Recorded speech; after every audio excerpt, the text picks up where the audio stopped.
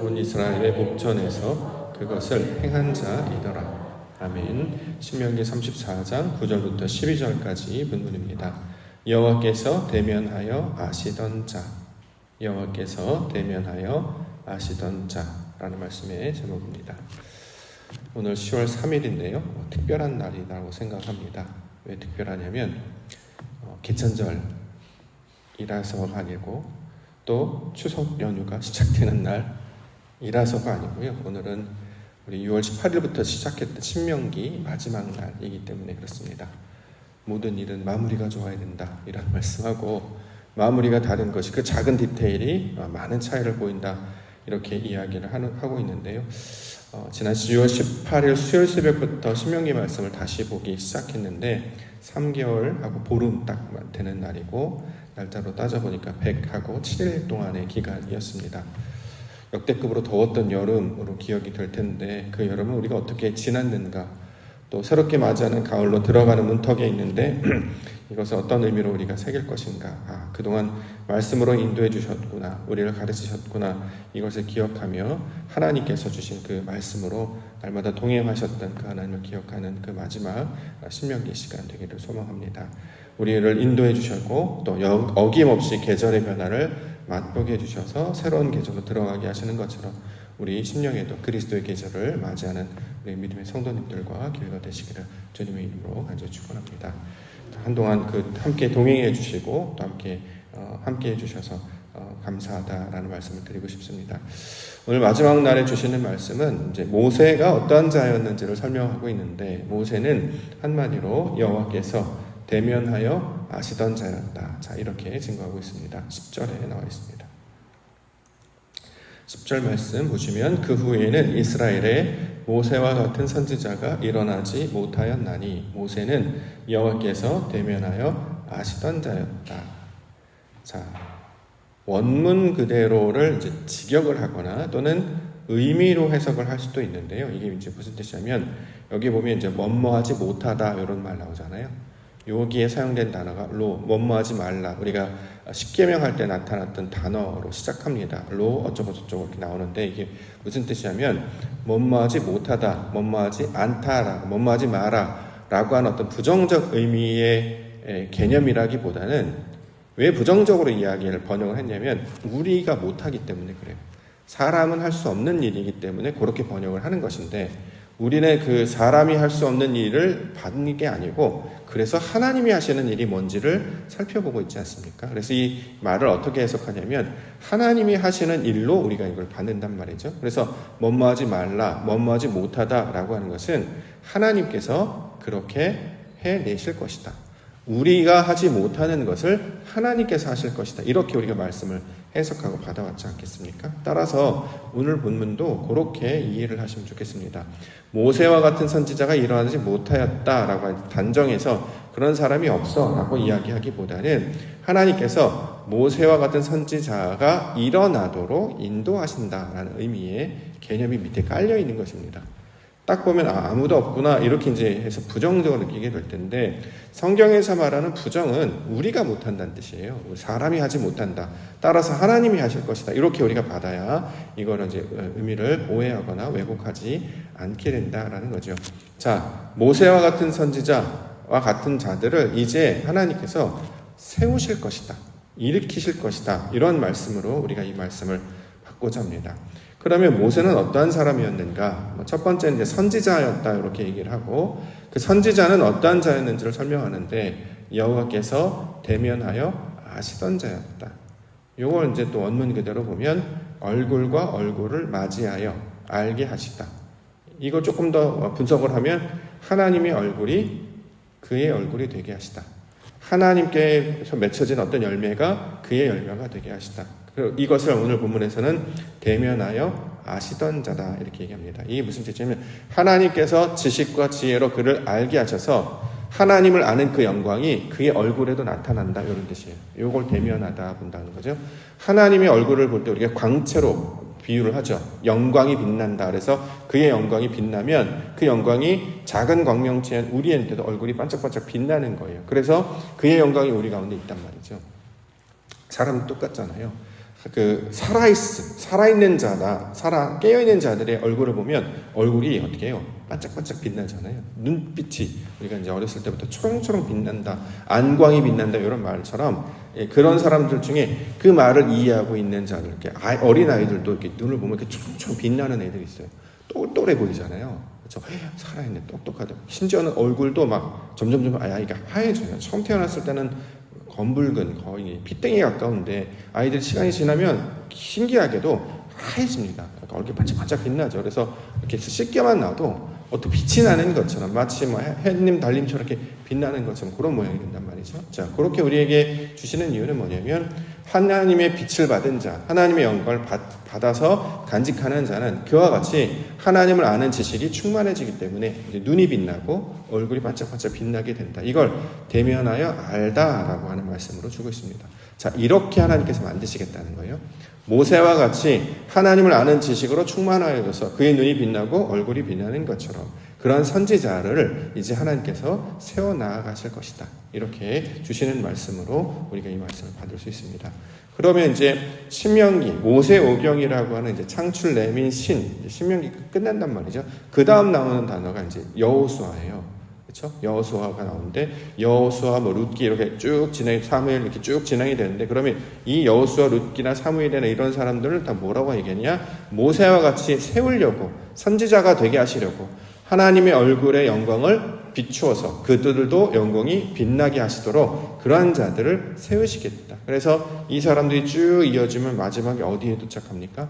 예수 그리스도로 도착한단 말이죠. 자, 이것이 바로 하나님이 주시는 사역의 내용이 있음을 우리 가운데 가르쳐주고 있습니다. 그러므로 우리 모세와 같은 선지자밖에 없네라는 말도 되겠습니다만 원래 의도는 그러한 자들을 이제 세워 나가실 것이다. 그래서 그다음부터 사람들의 이야기가 나오는 이유가 하나님께서 얼굴과 얼굴을 대면하여 알게 하시도록 그런 선지자들을 세우셨구나. 그래서 그 다음에 우리의 이제 기도 제목이 뭐냐면 그와 같은 하나님의 사람 되게 하여 주시옵소서. 모세와 같이 하나님께서 가르치시고 인도해 주셔서 사람이 하지 못하는 그것을 하나님께서 감당해 주셔서 그렇게 하나님의 열매를 맺는 자 되게 하여 주시옵소서. 이렇게 기도 제목을 삼고 나아가시기 위하여 이 말씀들을 우리 가운데 펼쳐 주시는 것입니다. 우리가 이 말씀 함께 붙잡고 하나님의 말씀 그 전하는 모세는 이제 다른 말로는 하나님의 사람이라고 증거하고 있기 때문에 하나님의 사람 되게 하시고 선지자들과 같이 주의 말씀 증거하게 하시고 하나님의 빛을 받아 우리도 영광의 빛을 내는 빛의 자녀들 되게 하여 주시옵소서. 이렇게 간구하며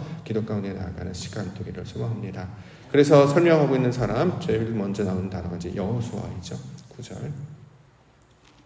모세가 눈의 아들 여호수아에게 안수하였으므로 그에게 지혜의 영이 충만하니 이스라엘 자손이 여호와께서 모세에게 명령하신 대로 여호수아의 말을 순종하였더라.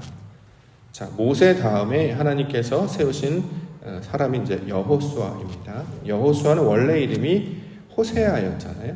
근데 그 사람이 이름이 바뀝니다. 여호수아. 왜 그러냐면 앞에 이제 손이라는 뜻을 가진 요드 또는 하나님의 사역이라고 하는 단어가 붙어요. 이게 이제 양쪽에 붙으면 하나님이 하시는 일이다. 이런 말로 이제 우리가 풀어진다는 거잖아요. 다비드 앞에 요드가 붙으면 여디디야 이렇게 되는 것처럼 앞에 요드가 붙는단 말이죠. 호세아 앞에 요드 하나님이 하시는 일이 붙으면 이걸 여호수아 이렇게 번역을 하는 것입니다. 자, 그래서 하나님이 그래서 이걸 이제 모양으로 설명하기 위해서 사람들이 하는 게 뭐냐면 이제 안수한다는 게 그런 표현이죠. 머리에다 손을 얹고 이게 안수하는데 뭐 대속의 의미도 있겠습니다만 하나님이 하신다라는 의도를 가지고 있습니다. 우리가 하는 게 아니에요. 저도 이제 가끔 그런 기회가 생겨서 노예라든가 시차례 때 이제 안수의 경험들을 하게 되는데 우리 어르신들 보면 꼭 안수하실 때 막 머리를 꾹꾹꾹 둘러세요. 이야, 무슨 의미인지는 알겠는데 사람의 힘으로 하는 게 아니죠. 이건 하나의 상징이지. 손에 이렇게 얹는 이유는 하나님께서 하실 것이야. 여기에 이제 뭐 머리가 눌렸다, 거룩한 음성을 이게 아니라 너의 인생은 우리의 인생은 하나님이 인도해 가실 것이야. 하나님의 손이 우리를 이끌어 가실 것이야. 그래서 여호수아가 되는 거다. 이렇게 이제 표현을 하는 내용이 되고 있습니다.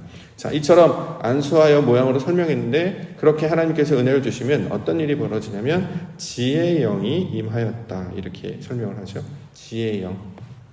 지혜의 영 결국 이제 성령을 가리키는 말이잖아요. 우리 안에는 능력이 없죠. 우리는 육신이 되기 때문에 지혜가 없습니다. 지식도 온전히 받아들이지 못해요. 근데 모세는 지식을 상징하고 여호수아는 지혜를 상징합니다. 그래서 성경에서는 항상 단어들을 설명할 때 두 단어를 붙여서 설명을 해요.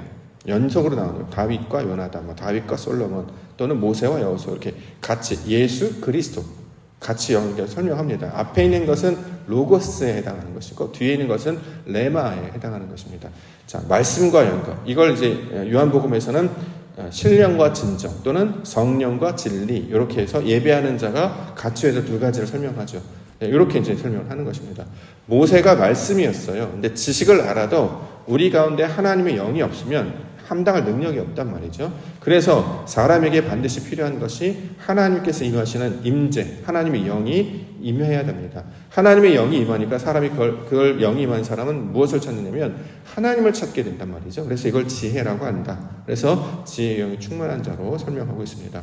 이처럼 말씀을 가진 자에게 하나님의 영이 임하여지게 되는 상태를 여호수아라고 하는데 그 여호수아는 우리의 이제 말씀의 의미를 해석해 보면 구원의 뜻을 가지고 있죠. 그러면 우리가 이제 소위 말하는 구원을 받거나 구원을 받아야 된다라고 하는 것은 다른 것이 아니라 하나님이 우리 안에 임재하셔야 됩니다. 지식으로만 예를 들어서 성경을 달달달 외운다 할지라도 몇 독을 하고 성경 대회에서 무슨 수상을 하고 학문과 학위와 수많은 있다고 할지라도 하나님의 영이 없으면 아버지의 마음이 없으면 이게 무익한 것이 된단 말이죠. 그래서 고린도서 13장에는 사랑이 없으면 물리는 꽹과리 불과하다.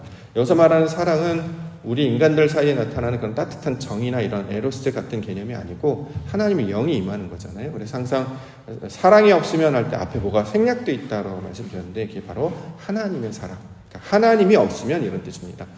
하나님이 우리 안에 없으면 나머지 무익하게 되는 것과 똑같은 것처럼 이제 지식을 우리 가운데 가르쳐 주셨으므로 하나님의 영이 임재하여 주시옵소서. 그래서 이것을 이제 안수하는 것으로 우리 안에 항상 하나님을 표적으로 삼고 하나님을 앞에 두고 그것을 위해서 나아가는 자가 될 때 이것을 구원받은 자의 모습으로 설명하고 있습니다.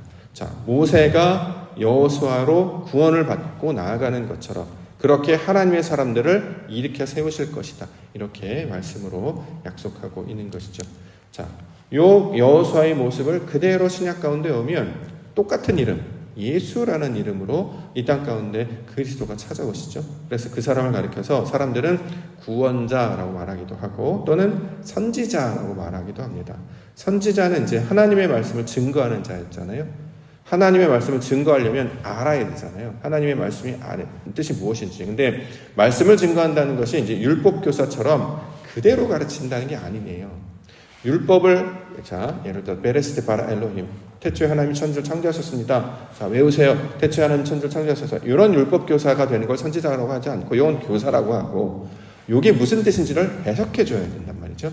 하나님께서 그 하늘을 그 땅이 되게 하신다. 그 하늘은 하나님을 가리키는 말이고 땅은 우리를 가리키는 말이다. 그래서 그 하나님이 우리 안에 들어오셔서 우리가 하나로 연합하게 되는 것이 첫 번째 나오는 문장. 그래서 하나님이 하실 의도를 말하고 있고 이게 하나님이 세우신 신앙의 목적이기 때문에 이 말을 이제 쭉 풀어서 창세기 전체로 설명하고 성경 전체로 설명하는 것처럼 이렇게 말씀이 무슨 뜻인지를 우리 가운데 풀어주고 해석하는 것을 선지자라고 이야기합니다. 근데 대부분의 사람들이 선지자의 역할은 하지 못하고 교사에 머물러 있거나 또는 서기관, 그대로 기록하는 정도에 머물러 있죠. 그런데 예수님이 오셔서 하신 일이 뭡니까? 산상수훈을 통해서 우리가 배웠던 것처럼 율법을 해석해 주셨어요. 그러니까 기존에 있던 사람들이 들고 일어나는 거죠. 무슨 권위로 성경을 그렇게 번역하느냐? 무슨 권위로 성경을 그렇게 해석하느냐? 저도 초반에 많이 비판받았던 증거 중에 하나가 왜 목사님 그렇게 해석하십니까? 라고 하는데 우리에게 하나님이 해석하는 방식을 성경을 통해 가르쳐 주셨기 때문에 그렇게 가르쳐 준 방식으로 해석을 해보니까 이게 풀어져요. 이전에는 이해가 잘 안 됐던 것도 의미가 무엇인지 잘 몰랐던 것도 앞에 있는 것은 하나님의 것이고 뒤에 있는 건 우리 것이구나. 이렇게 한다는 것이구나.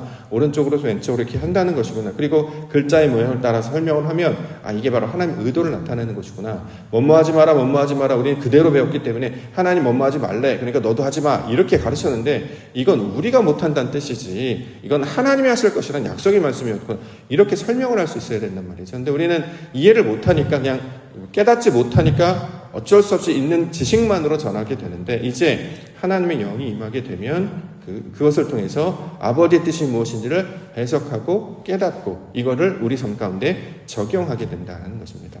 그래서 모든 지식이란 말씀도 내 것이 되어야 되잖아요. 하나님이 학교에서 가르쳐준 지식도 내 지식이 되어야 되잖아요. 그래서 항상 연습을 합니다.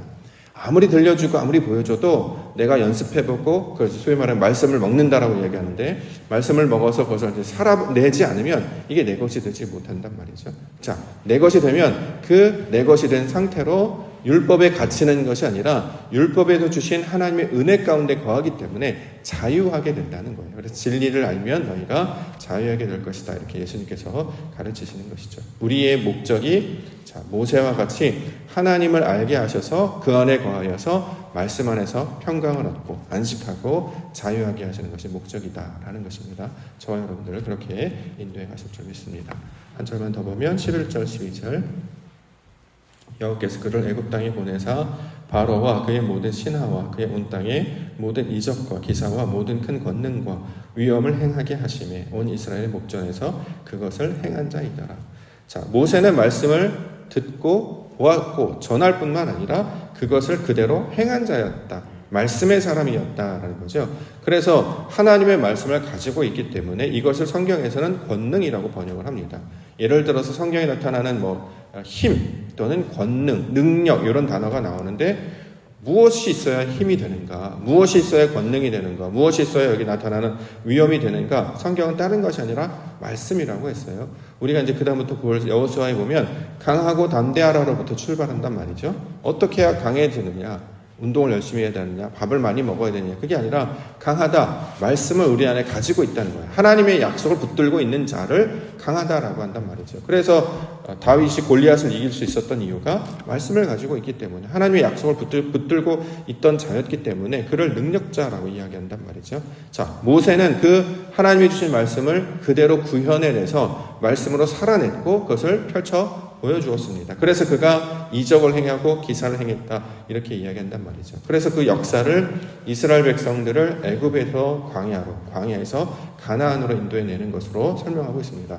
그러면 우리가 바로 이스라엘 백성인데 하나님의 말씀을 그대로 받아서 그 말씀 가운데 약속 가운데 믿음을 가지고 붙잡게 되면 애굽의 상태에서 벗어나서 광야의 상태, 말씀을 배우는 그 민숙이 하나님이 주시는 말씀의 사람 바뀌게 되고 이 말씀을 붙잡고 있고 약속을 붙잡고 나아갔더니 하나님의 영이 우리를 인도해 내셔서 그것이 우리의 능력이 되므로 우리 안에 눈앞에 보여지는 모든 어떤 대적자들, 예를 들어서 이제 가나안 땅 여리고라든가 또 일곱 족속들 싸워서 이기는 장면들을 설명하잖아요. 자, 이렇게 한 번도 전쟁을 직접 경험하지 못했던 영적으로 갈등을 겪었어도 늘 패배했던 자들이 믿음으로 말미암아 순종으로 말미암아 말씀으로 말미암아 승리하며 이기게 된다는 거죠. 그래서 우리를 강하게 하시고 이렇게 세우신 분이 바로 여호와 하나님이시다라고 이야기하고 있습니다. 그러므로 이 말씀을 우리 마음 가운데 새겨서 잘 간직하게 되면 어떤 일이 벌어지냐면 눈빛이 달라진다는 거예요. 안광이 생긴단 말이죠. 왜요? 하나님을 아는 지식으로 하나님을 아는 영광으로 나타나기 때문에. 그래서 아무리 어렵고 아무리 고통스럽고 힘든 상황 가운데서도 이 소위 말하는 정신을 차리고 눈빛을 잃지 않으면 기가 막히게 그 문제를 이제 이기게 됩니다. 왜냐하면 붙잡는 바가 있단 말이죠. 어떻게 해야 될지 몰라 이게 아니라 분명히 길을 내셨어. 분명히 해결을 하실 거야. 분명히 피할 길을 내실 거야. 하나님께서 우리를 인도해 내실 것이거든. 우리에게 문제를 주시고 우리에게 퀴즈를 내신 것은 답이 있기 때문에 이건 막다른 골목이 아니고 사방이 우겨쌈을 당하는 것이 아니라 하나님을 찾으라고 주신 거죠. 그래서 하늘을 모았을 뿐인데 거기에 표적이 등장하고 하나님이 지혜를 주셔서 나아가게 하신다는 거죠. 그래서 이 세상을 살아가는 사람들은 지금까지 해왔던 방식으로 살아가지 아니하고 하나님께서 우리에게 그때그때마다 주시는 그 은혜의 말씀을 붙잡고 살아가기 때문에 항상 지지 아니하고 또 뒤로 물러서지 않고 항상 이기며 믿음 가운데 승리하며 나아가게 된다라는 것입니다. 이것을 신앙의 진보, 믿음의 변화, 성도들이 감당해야 될 신앙의 길로 설명하고 있는 것이죠. 이제 모세와 같은 선지자 누구를 일으키실 차례입니까? 저와 여러분들이라는 거예요. 그것이 예수 그리스도 나타났고 그 그리스도 예수를 믿고 저렇게 되는 것이구나. 나도 그렇게 해야지. 아멘하며 나아갈 때 이 동일한 일이 우리 가운데도 나타나게 된다라는 것이죠. 그럼 이제 성경이 나의 말씀이 되는 거잖아요. 하나님의 말씀이 이제 내 말씀인 거예요. 이걸 대면하여 알라라고 이야기한단 말이죠. 그걸 다른 말로 이제 모세와 같다 이렇게 이제 표현하는 것입니다. 성경에 나타난 모든 인물들은 그들의 이야기가 아니에요. 우리가 바로 그 주인공이 되어야 된다라는 것이죠. 드라마를 보거나 영화를 보면서 우리 감동을 받거나 기쁨을 얻어요. 와, 주인공 멋지다. 와, 저 사람 대단하다. 이런 거지만 그걸 끝나지만 그리고 기분이 살짝 좋다 끝나지만 근데 성경은 그렇게 기분 좋고 끝나라고 하는 게 아니라 이제 너의 차례야 이렇게 얘기한단 말이죠. 놀랍게도 이들이 감당했던 그 하나님이 하신 일을 소망하며 나아갈 때 그 똑같은 일이 우리 가운데도 나타나게 해주실 줄 믿습니다. 이 마음에 소망을 붙들고 하나님 알게 하여 주시고 그 아는 지식의 힘으로 또 하나님이 항상 우리를 인도하신 그 믿음으로 여호수아와 같이 강하고 담대하게 하나님께 구원받은 백성으로 살아가게 하여 주시옵소서. 이것을 소망하시며 새로운 계절을 맞이하시는 우리 믿음의 성도님들 되시기를 주님의 이름으로 축원합니다. 기도하겠습니다.